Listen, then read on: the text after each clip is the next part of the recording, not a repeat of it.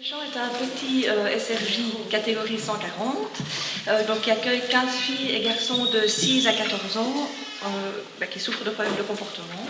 Donc une partie des enfants rentrent le week-end et les vacances, tandis que quelques enfants, 4 actuellement, sont pris en charge 365 jours par an. Alors la petite taille de l'institution nous amène à être considérés par l'extérieur et peut-être aussi par nous-mêmes comme une institution de type familial. Quand vient le temps du départ, la séparation avec les enfants qui ont vécu quelques années à la Clé des Champs est souvent difficile, tant pour l'équipe que pour les enfants eux-mêmes. Certains ont plus difficile que d'autres, particulièrement ceux pour qui l'institution a été leur maison, week-end et vacances compris, et qui vont devoir être réorientés dans d'autres institutions. Nous nous interrogeons sur le fait de savoir si notre modèle de travail ne rend pas cette séparation encore plus difficile, même si la séparation est en soi toujours difficile. Alors pour René Roussillon, il est nécessaire que l'institution apprivoise, adopte le bénéficiaire. Il faut qu'une certaine forme d'adoption ait lieu. Et il peut arriver, je cite, que pour éviter les questions difficiles liées à la création de liens privilégiés, l'institution se comporte avec une mise à distance permanente en empêchant les liens d'attachement de se constituer. Je laisse la parole à Vincent qui va vous amener avec la clé. Voilà, donc la mise à distance n'est pas toujours si facile que ça. On va vous parler de Karima, qui a bientôt 12 ans, qui est une préadolescente, on peut dire ça, mais que c'est assez difficile de deviner son âge, tellement elle est petite en taille. Et ses comportements, ses questions nous montrent beaucoup de désarroi. Elle fait partie des enfants du week-end, donc elle reste H24 à la Clé des Champs. Je suis son éducateur référent depuis ses 7 ans, et sa vie n'est qu'une suite continue de séparations, de déchirements. Elle a été séparée de ses parents à l'âge de 3 ans, placée en pouponnière à notre abri, avec son frère cadet, Malik. Elle est l'avant-dernière d'une fratrie de 8 frères et sœurs. Tous ses frères et sœurs, bien sûr, étaient placés. Elle a ensuite été séparée de son groupe d'amis de 3e maternelle. On a parlé tout à l'heure de l'école, c'est très important pour elle. Elle a perdu tous ses amis qui sont montés en première primaire et elle est restée en maternelle. Et enfin, elle a quitté notre abri à l'entrée de sa première primaire pour venir à la Clé des Champs. Elle a été séparée de notre abri, mais de son frère aussi. Les contacts avec Malik ont eu lieu à intervalles réguliers, au début en tout cas, puis se sont espacés. En débarquant chez nous, elle était la plus jeune du groupe, et elle a eu un statut de chouchoute, de petite mouchette, c'est comme ça qu'on l'appelait. Vraiment, elle est tellement petite, on voulait la protéger de la violence et de la grossièreté des enfants du week-end. Et ce fameux statut de toute petite ne l'a pas empêché de tisser des liens avec nous, et particulièrement avec moi. Mais ces liens sont me semblent toujours fragiles, prêts à se rompre, toujours à remettre en question.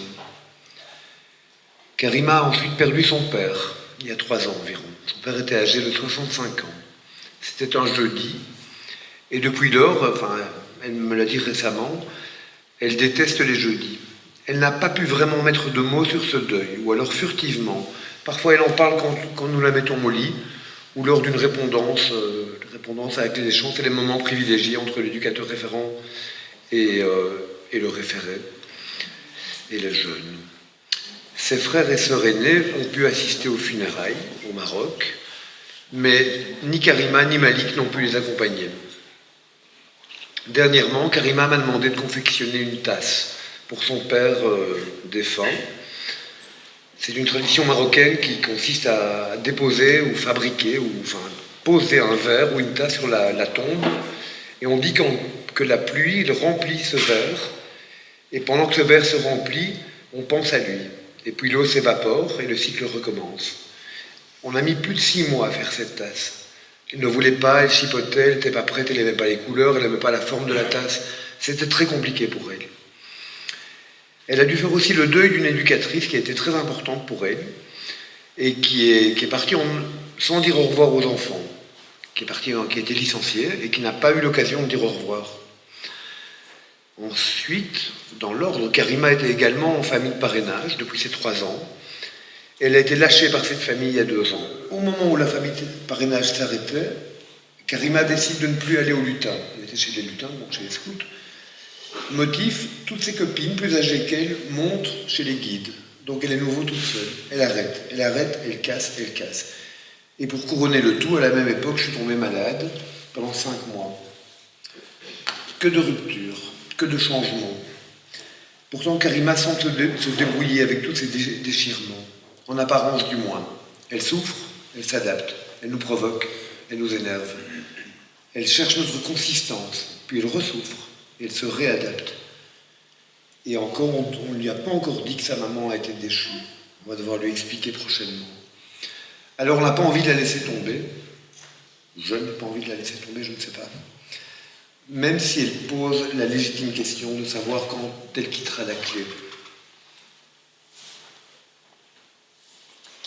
Alors, pour tenter d'être thérapeutique, notre travail passe donc par la création d'un lien fort entre l'enfant, l'équipe d'éducateurs référents et le référent familial.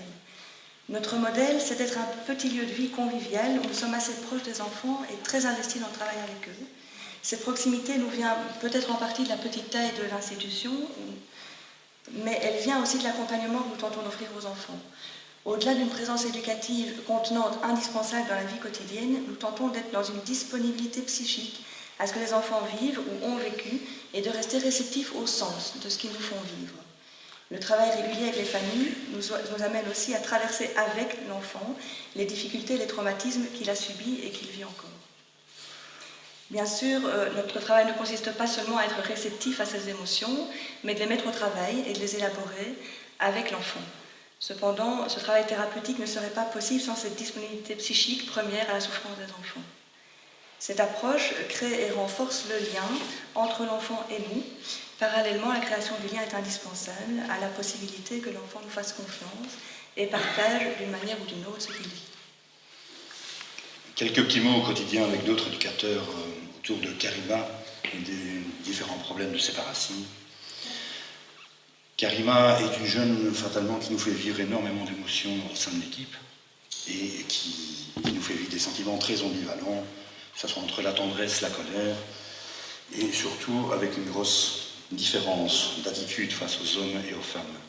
Quelque chose qui, d'emblée, met en place, que Karima met en place. En effet, elle a une petite tendance à se sentir un peu plus à l'aise avec les hommes, hommes éducateurs, je parle. Petite tendance à être un peu plus rassurée, et ce qui lui permet aussi de développer d'autres stratégies de communication, et notamment en passant par la séduction autour des hommes. Avec les éducatrices, ça reste plus compliqué, ça reste difficile. Il y a toujours ce besoin de venir tester le lien, de venir titiller les limites, de savoir jusqu'où la relation va tenir, et souvent de la casser pour essayer de la reconstruire différemment. Et donc il n'y a rien à faire. Pour Karima, il est vital de se sentir qu'on l'aime, de sentir qu'on ne l'oublie pas, qu'elle a une place auprès de nous tout le temps. La difficulté pour l'adulte est de toujours trouver cette bonne méthode, cette bonne distance. Parce que si on est trop proche d'elle, si on est un petit peu, comme on dit chez nous, un petit peu trop aux petits soins, alors ça ne s'arrête plus. Alors on demande plus, encore plus, toujours plus. Et donc à un moment donné, l'adulte ne peut être qu'en échec, parce qu'on ne sait pas remplir ce vide-là. Et à l'inverse, si on est trop loin, alors ça vient provoquer des angoisses. Ça la rend jalouse sur d'autres jeunes. Ça la rend très agressive aussi. Et donc on est tout le temps un petit peu comme ça sur un fil, on doit continuellement s'adapter. On reste sur le fil de ce contact et on essaie de garder une permanence dans ce lien tout au quotidien. Alors donc, comme mes collègues vous le transmettent, là je pense bien, le travail passe par la création du lien. Alors comment on fait pour se séparer quand on a vécu tout cela ensemble ? Cette séparation est difficile pour l'équipe aussi, séparation à mettre d'abord au travail chez nous, pour permettre à l'enfant de se soutenir de notre psychisme. Il y a 15 jours, j'accompagne Karima au cours d'une séance de thérapie. Elle rencontre sa thérapeute depuis un peu plus d'1 an, à raison d'une fois par semaine. C'est moi-même qui l'ai accompagnée dans la mise en place de cet espace pour elle. Elle était demandeuse et l'équipe était demandeuse également. Karima aujourd'hui ne souhaite plus y aller. Elle dira durant cette séance, toujours en s'adressant à moi et en excluant la thérapeute de notre échange d'une certaine façon, qu'elle ne la connaît pas, qu'elle ne racontera pas sa vie à une inconnue, qu'elle n'est pas la clé des champs, que moi je la connais mieux, bien mieux, puisqu'elle avait 7 ans quand on s'est rencontrés. Elle n'est pas sa famille non plus. Elle rajoutera que la thérapeute ne lui dit rien d'elle non plus, alors pourquoi elle viendrait se confier? La question de la colère se pose.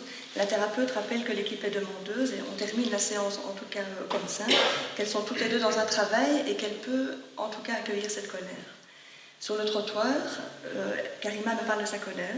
Je ne comprends d'abord pas ce qu'elle me dit, c'est un peu confus, et puis elle me demande si la thérapeute est en colère contre elle. Elle me dit qu'elle pourrait lui faire du mal si c'était le cas.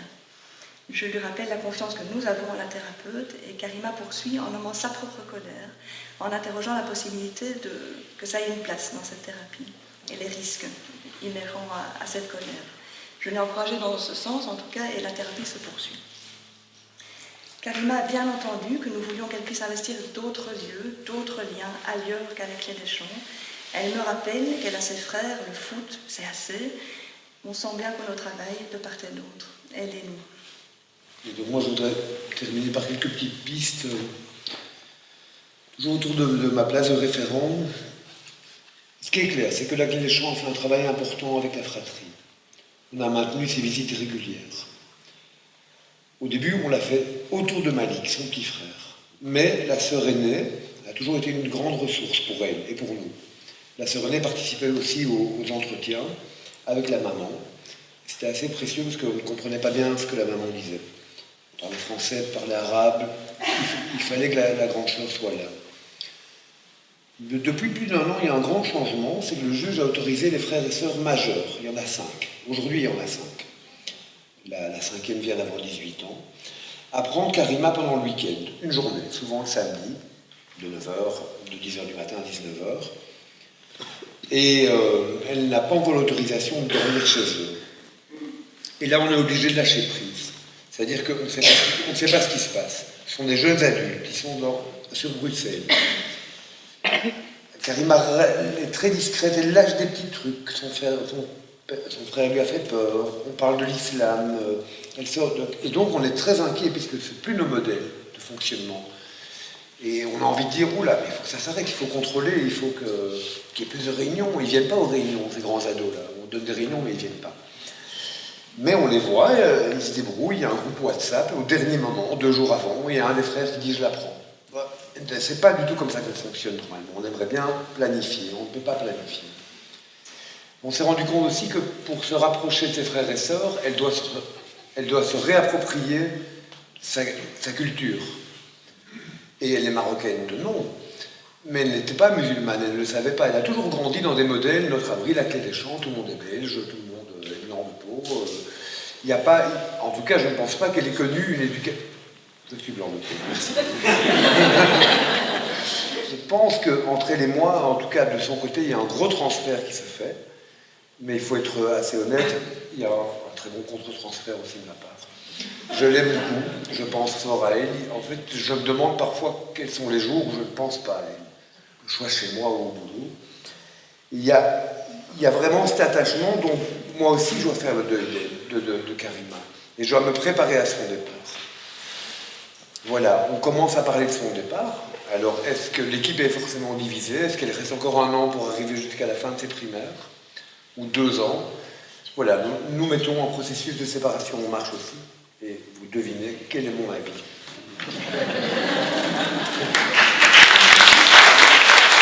Karima m'a dit un jour, heureusement que tu es née, parce que sinon tu n'aurais pas été là pour moi. Dans le décours de notre discussion ce soir-là, je lui explique qu'on l'accompagnera vers une autre institution, j'en avais sûrement besoin aussi, qu'on veut la penser dès maintenant pour avoir le choix de ce qui lui conviendra le mieux. Je voulais lui transmettre à la fois qu'en effet j'étais là pour elle, mais que d'autres pourraient être là pour elle aussi après. Espérons par ailleurs qu'elle puisse intérioriser suffisamment du bon de l'expérience à la Clé des Champs pour pouvoir vivre d'autres liens plus sécures, on lui souhaite ailleurs. Il y a 1 an, dans le cadre d'une rencontre avec un autre SRJ, j'avais ramené à l'équipe, après cette rencontre, qu'il fallait penser à l'après-Clé des Champs pour Karima, qu'il fallait déjà y penser, qu'il fallait penser à un autre lieu. Ça avait été un choc pour certains, qui, pris dans le lien avec la gêne, prenaient conscience de leurs difficultés à penser cette séparation. Il fallait se remettre à penser au-delà du quotidien, une jeune fille que nous devrions accompagner dans un autre projet, à un âge que nous ne savons pas simple, travail d'équilibriste, entre l'ici et maintenant du lien qui se construit, et l'après vers quoi on tend, et qu'il faut penser dès le départ de la prise en charge. En tout cas, c'est ce vers quoi nos réflexions nous amènent de plus en plus à aller.